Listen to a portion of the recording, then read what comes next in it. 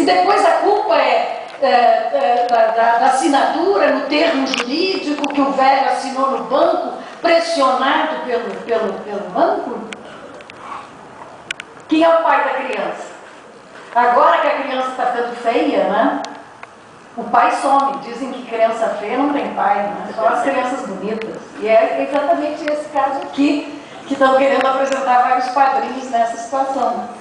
Então, lembrem-se só desse argumento absolutamente político. O direito é um artefato criado exclusivamente pelos homens. Não foi pela natureza, não foi pelo gato, nem pelo cachorro, nem pela cobra. O direito é um instrumento. Então aqui a gente só tem uma verdade. Já estamos nos hospitais discutindo.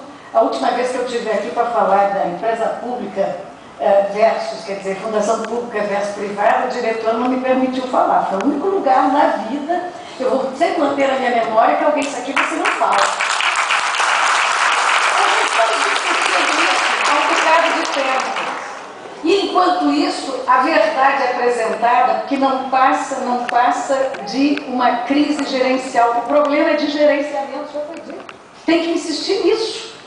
Então, se você detecta neste momento qualquer problema na estrutura hospitalar, cabe a você, gerente, ao sistema gerencial, atacar o problema de imediato.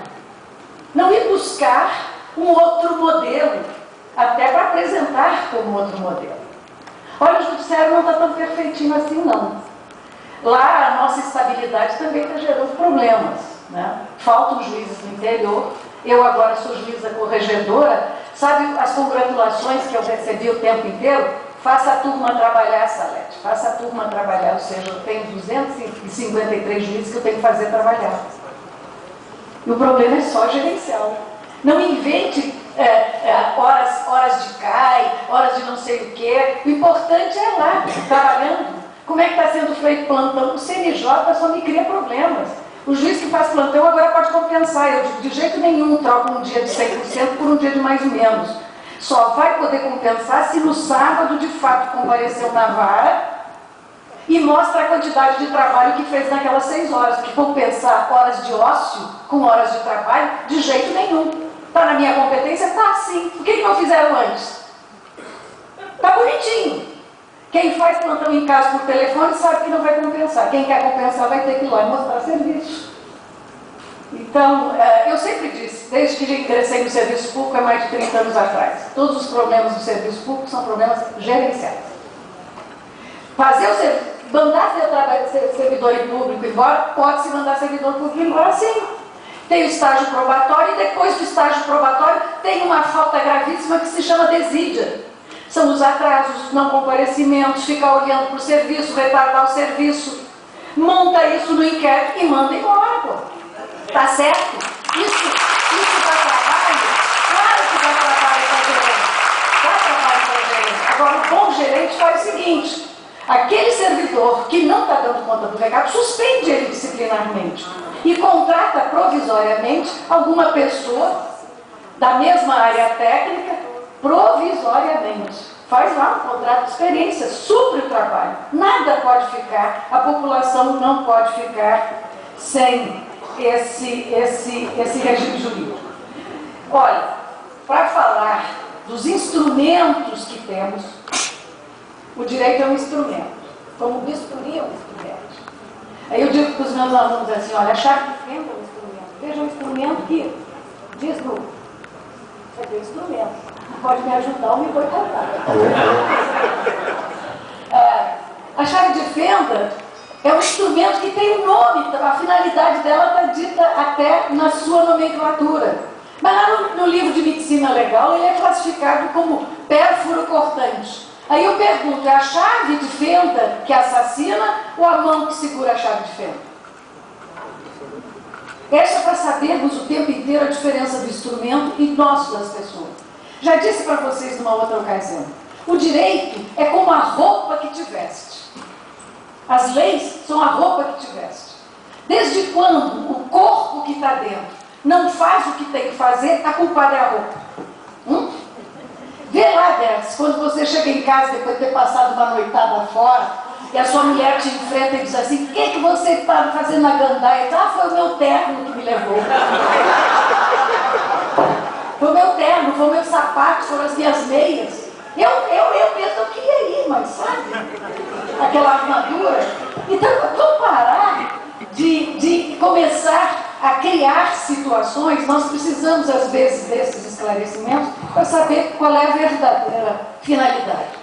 Veja, o governo militar, a ditadura que se implantou em 64, ela não pode ser chamada de incompetente, até porque ela estava a serviço de interesses econômicos muito visíveis. E quando fez a reforma da administração brasileira, que era apenas exclusivamente uma administração direta, ela criou para todos os brasileiros e para a gestão pública, para a administração pública, a administração direta, que pertence a todos os hospitais federais que vieram do antigo INAMPS, pertencem diretamente ao Ministério da Saúde. E todos aqueles hospitais escola que pertencem às universidades, porque as universidades também fazem parte da administração direta, as universidades públicas, pertencem então ao Ministério da Educação e simultaneamente ao Ministério da Saúde. Então tem uma bifurcação aqui. O que é a administração indireta? Administração indireta é exatamente uma estrutura jurídica para o que nós chamamos maior de sistema descentralizado de melhor prestação de serviços. Antigamente era chamado de sistema autárquico, porque só existia autarquia até 1968. Então hoje na administração direta nós temos a autarquia, a empresa pública, a sociedade de economia mista e as fundações. Tudo isso é administração indireta. A administração indireta existe exatamente para atender com qualidade e cientificidade a sua finalidade. Ora, a Caixa Econômica é empresa pública, como a mesma empresa pública que gere o Hospital de Clínicas em Porto Alegre.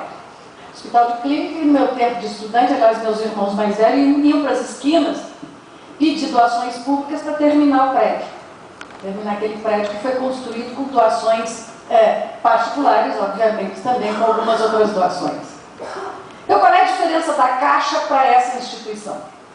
A Caixa é um banco comercial, é uma situação esdrúxula e que cumpre políticas públicas quando é gestora do fundo de garantia, que a gente não sabe para onde vai o nosso dinheiro, assim como não vai ter transparência no BNDES, já foi decidido por um juiz. E aí nós nunca vamos ficar sabendo quantos bilhões do FAT foi emprestado para um brasileiro, seu quinto homem mais rico do mundo, comprando uma fábrica de ketchup nos Estados Unidos, com o dinheiro do FAT, Fundo de Amparo ao Trabalhador. Não esqueçamos que em 1966, dois aninhos depois do golpe militar, foram criadas as duas maiores poupanças compulsórias do mundo, em nome e com o dinheiro de trabalhador, mas geridas pelo governo, que é o Fundo de Garantia de Tempo de Serviço e o INPS, que era a fusão dos grandes institutos, aonde entra aí a rede hospitalar. Então, o governo vem gerindo os recursos públicos, obviamente, através dessas instituições. A Caixa foi criada para ser uma sociedade de economia mista, nunca vendeu uma ação, agora de fato, uma empresa pública. E lá nos estatutos, uma sociedade de economia mista. A Petrobras é uma sociedade de economia mista. O que se lê no jornal todo dia? A Petrobras está gerando prejuízos, os acionistas vão botar bronca, mas ela continua gastando a mesma quantidade de dinheiro no luxo lá da sua diretoria, com propaganda, com financiamento de tudo que o governo manda ela fazer. Não esqueçam que na sociedade de economia mista, na empresa pública, a presidência, a gestão, ela é nomeada segundo cada grupo político que se sucede no poder. E, obviamente, então, aqueles cargos ali vão encontrar reveses, vão encontrar obstáculos, quando se deparar com um corpo especializado pelo regime jurídico único, que não vai permitir que desvie a finalidade dessas instituições. Um hospital também pode ser uma fundação, mas ela será sempre uma fundação pública, porque criada por lei. aonde ela terá um corpo de servidores obrigatoriamente concursados, quer seja pelo Estatuto, quer seja pela CLT, e ainda vai ter possibilidade gerencial de sempre usar das situações emergenciais. Não se esqueça que no artigo 7º, 37 da Constituição, já expliquei a vocês. Nós temos o cargo, a função e o emprego. Isso significa que cargo, necessariamente, é o estatutário. Função, normalmente, é de livre provimento. E emprego é o emprego público. É quando o setor público precisa, para situações emergenciais ou específicas, de um contingente de trabalhadores, e aí cria um emprego público. O emprego público, dependendo da situação, pode ser de livre admissão, ou seja, é emergencial mesmo, é transitório, ou pode ser também concursado. Na área da saúde, só vou terminar aqui, porque como também eu fui chamada a atenção, eu tenho que falar mais do jurídico, eu vou mostrar que o ministro da Saúde não está sabendo nem ler. Ele nem lê de carreirinha, como dizia lá aquele deputado. Nós temos na Constituição aqui um capítulo, título 8º, chama-se da Ordem Social. O capítulo 2º é da Seguridade Social. Nossa Seguridade Social se divide exatamente em Previdência Social, Saúde e Assistência Social. Então ela começa, as disposições gerais são para esses 3 segmentos, para esse tripé da ordem social, e eu vou direto na seção 2, que é da saúde. Artigo 196. Saúde é direito de todos e dever do Estado, mediante políticas sociais e econômicas que visem a redução do risco de doenças e de outros agravos e ao acesso universal e igualitário às ações e serviços para sua promoção, proteção e recuperação. Não tem nenhum parágrafo. Isso é tudo. Artigo 196. Saúde, direito de todos e dever do Estado. É por isso que na justiça a gente está mandando dar remédio, está mandando dar vaga, está mandando fazer cirurgia, e os diretores ou os médicos não entendem por que a justiça se mede tanto. Porque quando o cidadão chega lá, ele diz, é dever do Estado e meu direito, então a gente manda fazer. Ó,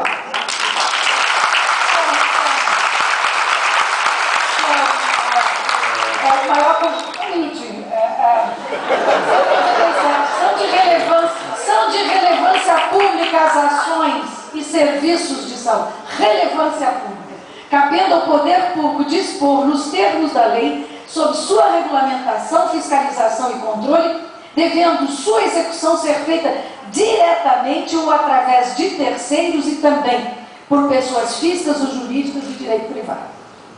Então, é o Estado fazendo, ele pode se valer de pessoas físicas, mas sempre a coordenação é dele. 198, artigo 198. As ações e serviços públicos de saúde integram uma rede regionalizada e hierarquizada e constituem um sistema único, organizado de acordo com as seguintes diretrizes: descentralização, atendimento integral, participação comunitária. E aí, não vou cansá-los porque o meu tempo não existe, embora eu esteja lendo a Constituição, ninguém pode interceptar, né? Porque isso é mais sério que a Bíblia. Quando alguém começa a ler a Constituição, todo mundo tem que parar para ouvir, até o tempo.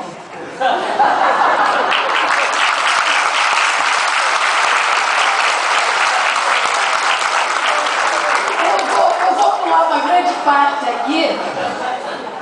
Isso é para mostrar que esses cabelos brancos aqui não são à toa. Você vai haver tempo para o debate. Só quero mostrar onde entra o aspecto apresentado pelo representante da saúde. Aí do artigo 199, o 198 é longuíssimo, eu pulei, assistência à saúde é livre à iniciativa privada. E aqui é que começa alguma coisa que o ministro não pode misturar. Então nós temos o assunto da saúde, ele é tratado em 5 artigos contundentes que dizem que é responsabilidade do Estado e é ele que tem que gerir a saúde neste país, mesmo que essa saúde seja executada em determinados momentos pela iniciativa privada. E aí no 199 vem e diz: assistência à saúde é livre craseado a iniciativa privada. As instituições privadas poderão participar de forma complementar, não é o Estado, É qualquer privado, está aqui escrito em bom português, em bom brasileiro. As instituições privadas poderão participar de forma complementar do Sistema Único de Saúde, segundo diretrizes deste, mediante contrato de direito público. Está escrito na Constituição. Não pode ter nenhum contrato com qualquer serviço ou instituição privada que não seja um contrato de direito público. Por isso, querer misturar no mesmo copo, na mesma garrafa, o público e o privado, vai continuar sendo sempre até uma excrescência não só jurídica, como constitucional. Contrato de direito público ou convênio, tendo preferência as entidades filantrópicas e a sem fim lucrativo. Essa aqui é uma edição do Senado, que obviamente todos os senhores podem passar um e-mail para lá, que eles mandarão pelo correio de graça para todas as pessoas, principalmente para o ministro da Saúde.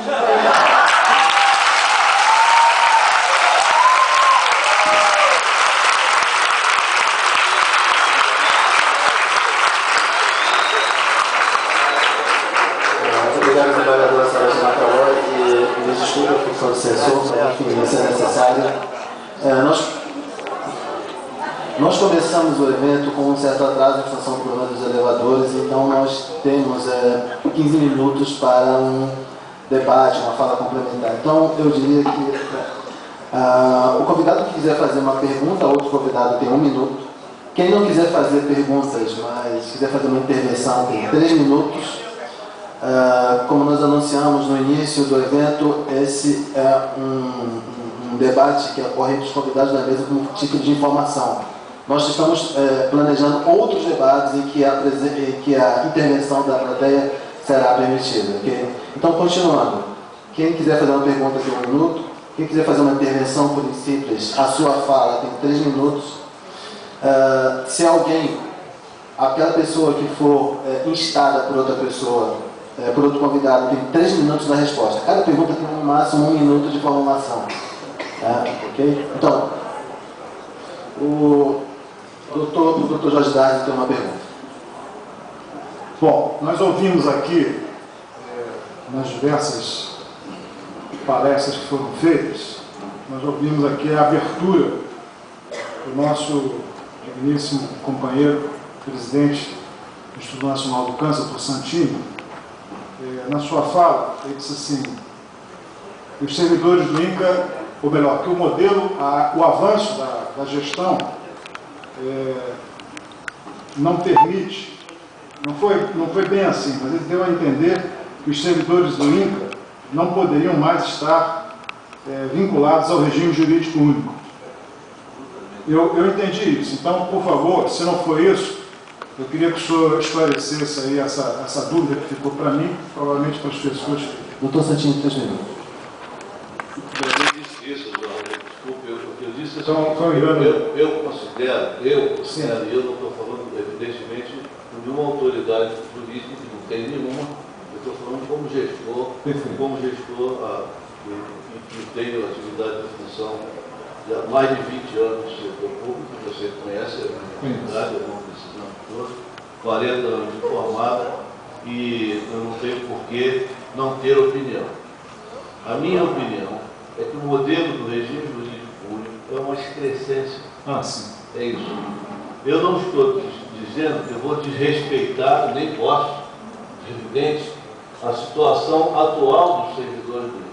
Numa proposta de um novo modelo jurídico, eu penso que o modelo jurídico deva ser um modelo específico para o Instituto Nacional do Câncer, respeitando todos os direitos constitucionais dos funcionários. O que eu digo é que o atual modelo, para mim, na minha opinião, a minha opinião é evidente, nunca vai se sobrepor a nenhuma discussão na Assembleia, na Câmara dos Deputados, é evidente. Eu estou dando a minha opinião, eu estou sendo absolutamente transparente do que eu penso. Eu não estou dizendo que a minha opinião vai prevalecer sobre qualquer situação. Na minha opinião, o regime jurídico, tal como é, ele engessa a participação das pessoas no processo. Isso não é o resultado da minha opinião só, é o resultado da minha observação. A diferença que existe entre o INCA e os demais as instituições de saúde do Rio de Janeiro, eu não posso atribuir a qualidade das pessoas. Eu acho que eu já trabalhei em outros hospitais. Eu já fui do Lourenço de Freitas, já fui do Hospital da Lagoa e sempre trabalhei com a mesma disposição, com a mesma dedicação. Por que o Hospital Lourenço de Freitas está praticamente fechado, o Hospital da Lagoa e os demais hospitais estão na crise que estão? Porque eles não conseguem ter servidores. Por que o INCA é diferente nesse momento? É porque o INCA foi possível, ao INCA foi capaz de criar um mecanismo. É perfeito esse mecanismo? Claro que não. Ele está sendo questionado, ele está sendo considerado pelo Tribunal de Contas ilegal. Eu só estou dizendo que ele deu resposta. E o que eu estou preocupado aqui com o gestor é dar resposta. O meu compromisso não é só com os 12 mil pacientes que são internados aqui, os milhares de atendimentos que são feitos anualmente no Instituto, não. O meu compromisso é principalmente com aqueles que não conseguem chegar aqui. Essa é a minha grande questão. Aqueles que não conseguem chegar, ou que chegam na hora errada, ou que chegam muito mais tarde do que deveriam. Então eu estou preocupado com isso. A questão jurídica, a questão formal, a questão legal, tem instâncias para resolver isso. É o jurídico, é a Assembleia Legislativa, é a Câmara dos Deputados. Não cabe a mim fazer isso, eu sou gestor. Eu tenho responsabilidade com as pessoas que, principalmente com as que chegam aqui, mas principalmente com as que não chegam aqui. Levanta a mão aqui nessa plateia, eu vou pedir esse favor. Quem conhece alguém que tem câncer? Então pronto, é só essa a minha resposta. Bom, tem réplica. Bom, eu fiz essa pergunta ao doutor Santini, porque eu tinha entendido um pouco diferente, mas quando ele agora esclareceu o problema, ele deixou claro a posição dele como gestor em relação à figura do regime jurídico único. Viu, Santini? Só para você ouvir o que eu estou falando. Então, ficou claro para todos nós o que pensa o gestor Santini em relação à figura do regime jurídico único. Eu só queria dizer o seguinte, que esta visão é a mesma visão dos reitores das universidades públicas do nosso país. Hoje todos eles estão angustiados diante da realidade que as universidades estão vivendo, na medida em que o governo federal pisou no tubo do oxigênio, está asfixiando as universidades e não tem outra alternativa para os reitores a não ser engolir a EBSER como solução da gestão dos hospitais universitários de ensino. Nós não podemos concordar com isso. Eu faço um apelo ao companheiro Santini, pelo que eu conheço da história de vida dele, o currículo que ele tem. Eu não posso permitir que haja um retrocesso em que a gente abandone toda a luta que se fez nesse país e chegamos à Constituição Federal, depois de uma longa e tenebrosa jornada de lutas, de manifestações e de mobilizações do povo brasileiro, em que nós conseguimos consagrar na Constituição de 88 regras que, infelizmente, até hoje ainda estão sendo ameaçadas a todo momento, mas o regime jurídico único é, sim, com certeza, para esse modelo de instituição e para o sistema de saúde como um todo, a regra vigente hoje na Constituição Federal. Portanto, não está em discussão hoje a mudança, a não ser que o governo federal resolva apresentar um projeto de lei, uma proposta de emenda constitucional que o Congresso Nacional possa se debruçar sobre ela e aprová-la se for, vamos dizer assim, o resultado final da votação. Agora, o regime jurídico único, como já foi dito aqui, ele dá garantia a todos nós que somos servidores públicos, a garantia de estarmos hoje aqui debatendo esse assunto, porque eu tenho certeza que se aqui todos fossem no regime seletista, provavelmente nós teríamos 5 ou 6 pessoas participando desse debate. Nós só estamos aqui porque estamos assegurados com o instrumento da estabilidade, e a doutora Salete disse muito bem, diante da ineficácia, a mesma administração pública dispõe de remédios para situações como essa. O inquérito administrativo, a sindicância, enfim, são instrumentos que estão na legislação que permite afastar aqueles profissionais que não estão de acordo com a sua responsabilidade enquanto servidores públicos. Então, eu acho que nós temos que defender, sim, o regime jurídico único como forma de gestão de recurso humano, entendendo que esta modalidade é a modalidade que assegura que esse servidor tenha um compromisso com a população. porque de outra forma esse compromisso será com quem está contratando esse profissional.